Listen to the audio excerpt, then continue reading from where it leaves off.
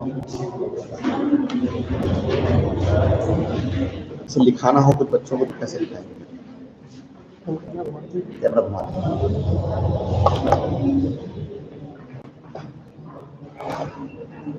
Just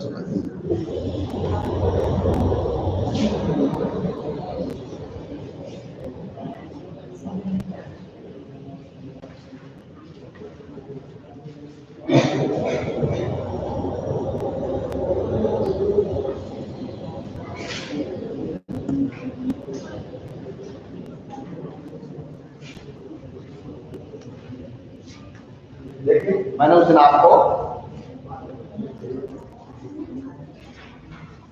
Indian polity में भारतीय राजव्यवस्था के अंतर्गत आपको बता दिया था, संविधान के बेसिक्स बता दिए थे आपको मैंने, गवर्नमेंट बता दिया था, स्टेट बता दिया था, ये सब कुछ हम लोग डिफाइन कर चुके हैं। और उसके बाद मैंने आपको उसका एक बेसिक स्ट्रक्चर था वो बताया था, कितने पार्ट थे, कितने आर्टिकल्स हैं, है ना? पार्ट बताए थे, आर्टिकल्स बताए थे, और यहाँ बताए थे आपको शेड्यूल, ठीक है? अब आप जब संविधान की किताब पढ़ोगे तो सबसे पहली जो चीज खुलती है वो आता है आपका प्रियम्बल, या इसको बोलते हैं क्या? प्रस्ताव। क्या बोलते हैं इसको? प्रस्ताव। प्रियम्बल को क्या बोलते हैं? प्रस्तावना, या हिंदी में दूसरा वर्ड भी यूज हुआ है, क्या बोलते हैं इसको? उद्देश्य। क्या बोलते हैं? उद्देश्य, ऑब्जेक्ट। जैसे ही आप डेट खोलेंगे, किताब खोलेंगे तो सबसे पहला पार्ट ही इंट्रोडक्टरी पार्ट बोल सकते हैं इसको, ठीक है? आप देखोगे सबसे पहले कोई भी पुस्तक हो एक इंट्रोडक्टरी पार्ट होता है। तो यहाँ संविधान ने भी इसका प्रयास किया है और प्रस्तावना को लिखा है, प्रियम्बल को। और ये जो उद्देशिका है वो जो 13 दिसंबर को 13 दिसंबर 1946 को जो पंडित नेहरू ने उद्देश्य प्रस्ताव रखा था, उसी का क्या है? उसी का संशोधित रूप है प्रियम्बल, ठीक है ना? जो 13 दिसंबर 1946 को पंडित नेहरू ने संविधान सभा की मीटिंग में उद्देश्य प्रस्ताव रखा था, 13 दिसंबर 1946 को, उसी का क्या है? ये उसी का संशोधित रूप है। क्या है? सवाल पीसीएस में कई बार पूछा गया है, कई बार सवाल पूछा गया है,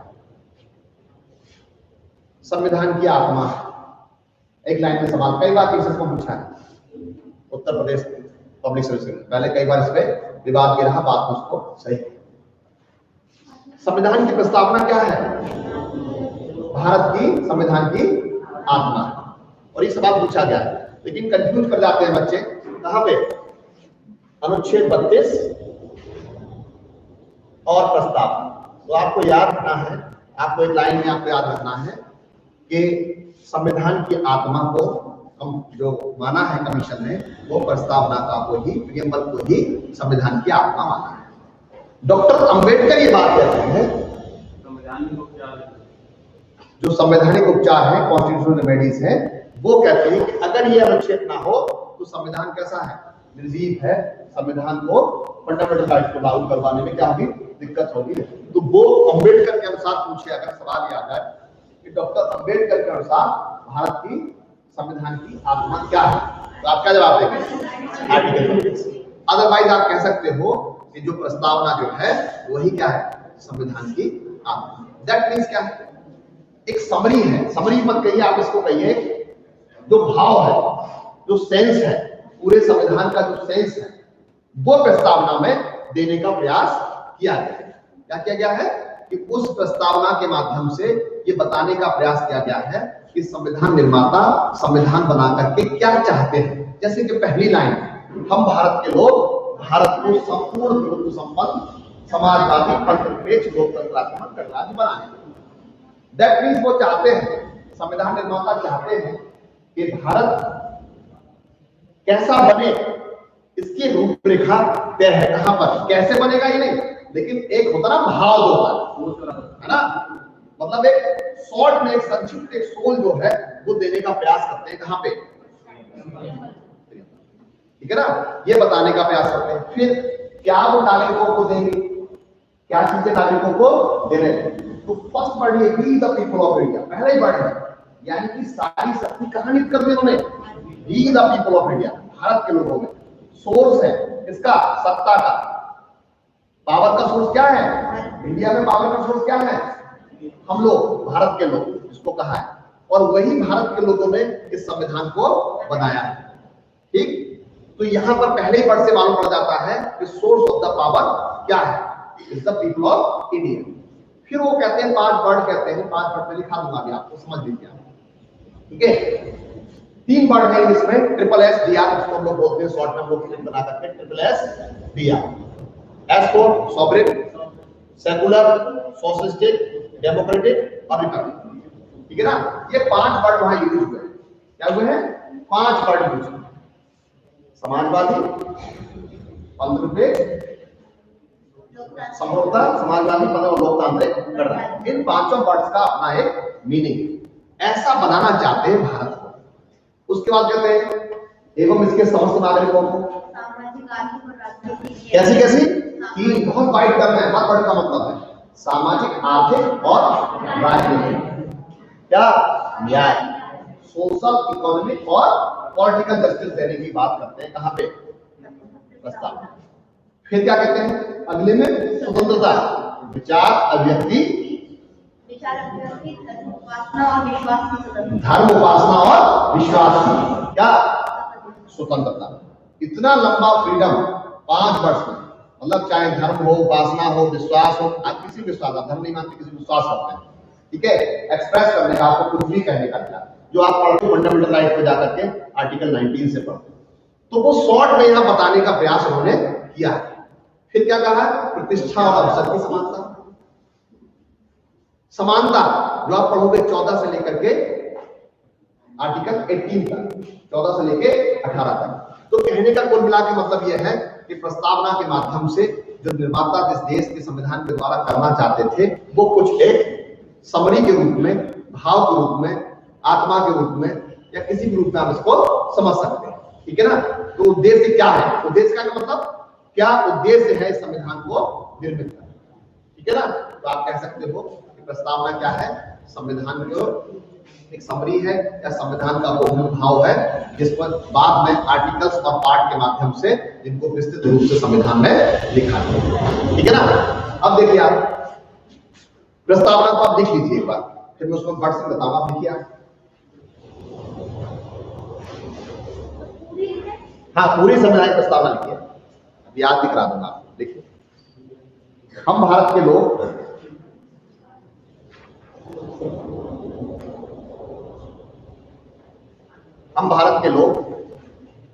भारत को संपूर्ण प्रभुत्व संपन्न,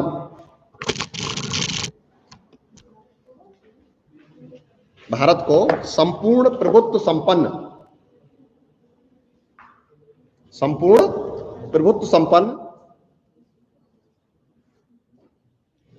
समाजवादी, बोलूंगा इंग्लिश में, पहले हिंदी में लिख लो फिर मैं बोलता हूं। संपूर्ण प्रभुत्व संपन्न, समाजवादी,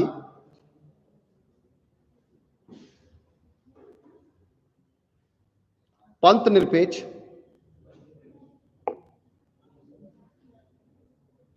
लोकतंत्रात्मक,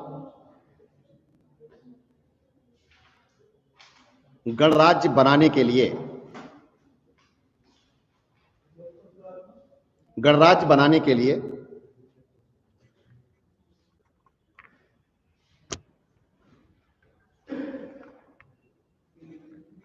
तथा उसके समस्त नागरिकों को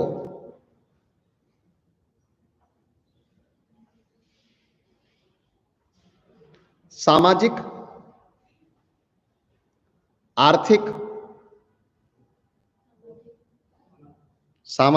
आर्थिक और राजनीतिक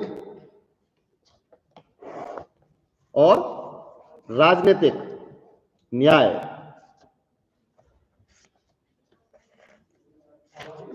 सामाजिक, आर्थिक और राजनीतिक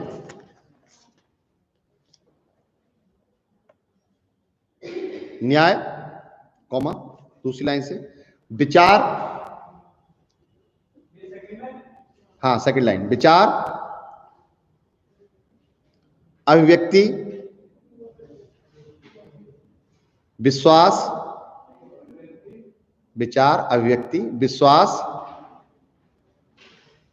धर्म और उपासना की स्वतंत्रता,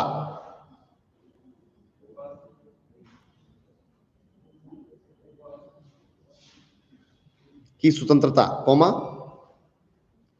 प्रतिष्ठा और अवसर की, तीसरी लाइन में प्रतिष्ठा और अवसर की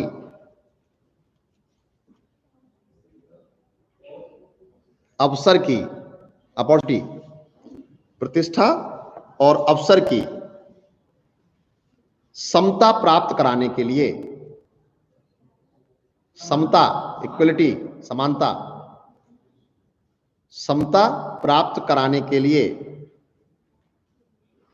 नीचे से पैराग्राफ चेंज करके, तथा उन सब में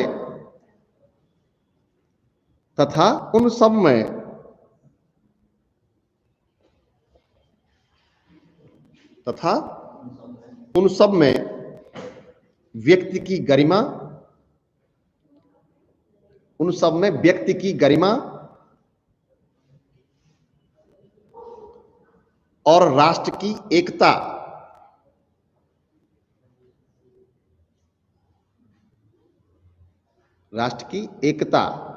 और अखंडता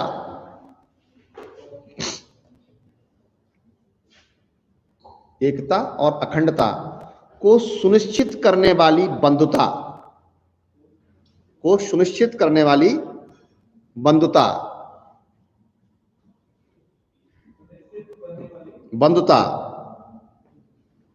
बढ़ाने के लिए दृढ़ संकल्पित होकर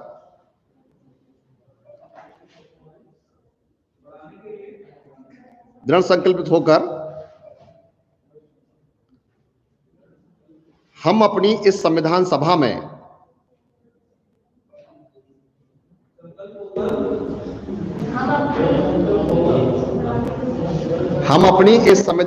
में आज 26 नवंबर 1949 ईस्वी, और हिंदी में महीना लिखना मित मार्ग शीर्ष, कभी बना नहीं सवाल, लेकिन कभी किसी एग्जामिनर का दिमाग गया, बोले हिंदी के महीने बना दो, ये कब संविधान बनके तैयार हुआ, तो पूछ सकता है। 26 नवंबर 1949 तो रटा हुआ है, ठीक है। मित मार्ग शीर्ष शुक्ल सप्तमी संवत 2006, कहां से? 26 नवंबर 1949 ईस्वी, और ब्रैकेट में लिखना हिंदी में मित मार्ग शीर्ष शुक्ल सप्तमी, होते ना दो पक्ष होते हैं हिंदू कैलेंडर में, शुक्ल पक्ष और कृष्ण पक्ष। पढ़ाएंगे सर आपको ज्योग्राफी वाले कि शुक्ल पक्ष का मतलब क्या होता है और कृष्ण पक्ष का मतलब क्या होता है। हाँ, 15-15 दिन में डिवाइड हो जाता है चंद्रमा के आधार पे, ठीक है। बात मत करिए, फिर आप भूल जाते हैं उसमें बात को कि कहां लिखा रहे हैं, क्या कर रहे हैं, ठीक है। मित मार्ग शीर्ष शुक्ल सप्तमी संवत 2006, ब्रैकेट बंद कर दीजिए। विक्रमी को एतद द्वारा इस संविधान को एतद द्वारा, एतद, ए ता और दा, एतद मतलब हम लोगों द्वारा, जो हमने कहा be people of the India, Bharat के लोगों द्वारा, एतद द्वारा इस संविधान को अंगीकृत, अधिनियमित और आत्मार्पित करते हैं। आप एक ही बार में पढ़ें, आप थोड़ा सा ध्यान लगा के पढ़ेंगे, बार बार एक एक वर्ड कोई भी अंगीकृत, अधिनियमित और आत्मार्पित करते। इंग्लिश में लिखिए, वैसे ये होमवर्क में देना चाहिए कि लिख के लाओ। देखिए, be the people of India. Sir ये माइक नहीं है यहाँ पर वाला, हाँ, क्योंकि आवाज जाती नहीं पीछे, बार बार बच्चे फिर वो कहते हैं। लिख लाएंगे ना इंग्लिश में, घर में लिख लीजिए आप, गूगल पे है, किताब में है, कहीं से भी है, लिखना है। Be the people of India having solemnly, आवाज नहीं, हैविंग solemnly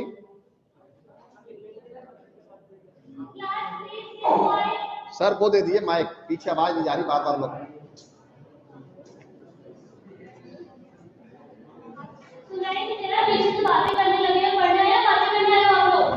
हेलो, ऑन कर दीजिए। हेलो, आवाज आ रही है? हेलो, लिखिए, चलिए। Be the people of India. देखिए, ये चीजें हिंदी इंग्लिश में जो आप लिख रहे हो, कर रहे हो, इसमें टाइम बहुत जाएगा, समय कम है। आप चाहो तो इसको लिख सकते हो, कोई इसमें बहुत खास बात नहीं है।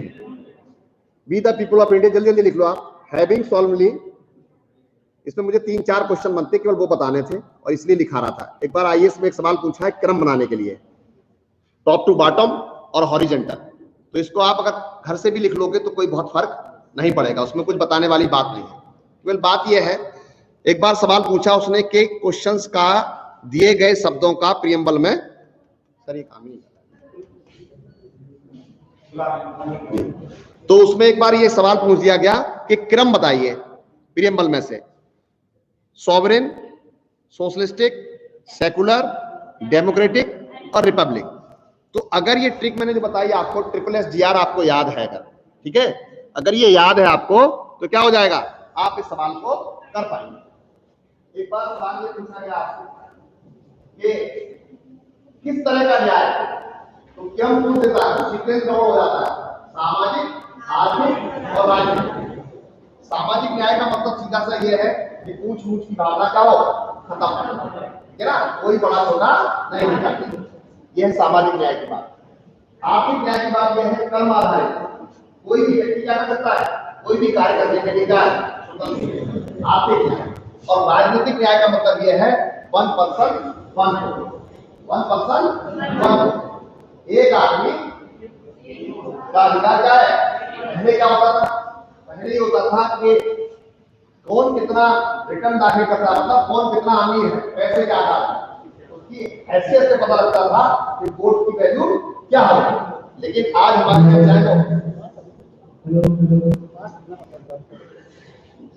हेलो, तो ये हैसियत मालूम पड़ती थी, लेकिन आज की डेट में क्या है, आज की डेट में हर व्यक्ति की वोट वैल्यू क्या है, बराबर है। कैसी है, बराबर है।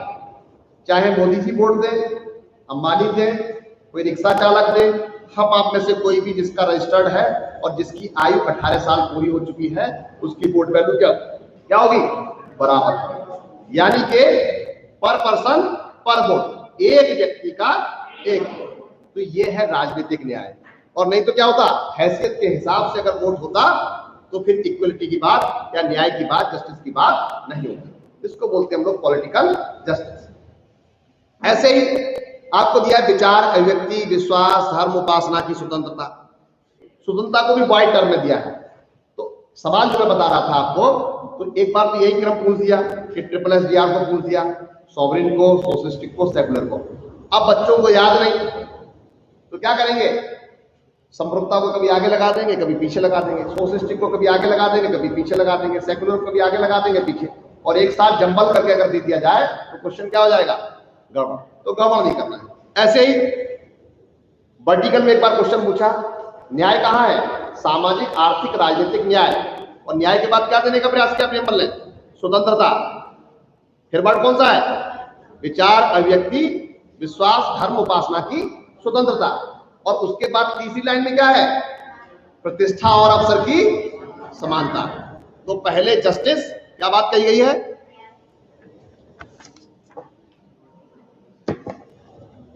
पहले क्या कहने का प्रयास किया गया है? जस्टिस। क्या कहने का प्रयास किया है? जस्टिस यानी कि न्याय। उसके बाद फ्रीडम, फिर है आपकी स्वतंत्रता, और लास्ट में क्या दिया है? फ्रीडम के बाद में इक्वालिटी, समानता किसकी? प्रतिष्ठा और अवसर की समानता। ये भी पढ़ोगे आप आर्टिकल 15-16 में बाद में।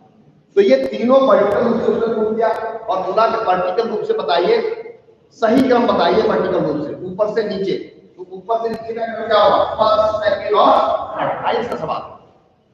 अब दिक्कत क्या है? आपको पता है तो आप कर लेंगे, और नहीं पता है तो नहीं कर पाएंगे। तो ये ध्यान रखना है हमेशा। सामान्य परीक्षाओं में हमेशा क्वेश्चन ये पूछा गया कि कब बन रहा है, तो हमने बता दिया 26 नवंबर 1949। लेकिन कभी उसका मन हुआ एग्जामिनर का और हिंदी में पूछ दिया उसने कि हिंदी का माह और मास बताइए, वर्ष बताइए कब जो है लागू हुआ, तो गड़बड़ हो जाएगी ना। तो याद रखना पड़ेगा क्या? मितमासी शुभ सप्तमी संवत 2006 विक्रमी, ये याद रखना पड़ेगा आपको। कभी भी सवाल पूछने वाला कभी भी बना सकता है, आपसे पूछ के नहीं बनाएगा, ठीक है।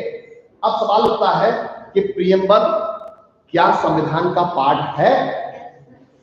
हाँ या ना? कितने लोग कह रहे हैं हाँ, और कितने लोग कह रहे हैं ना?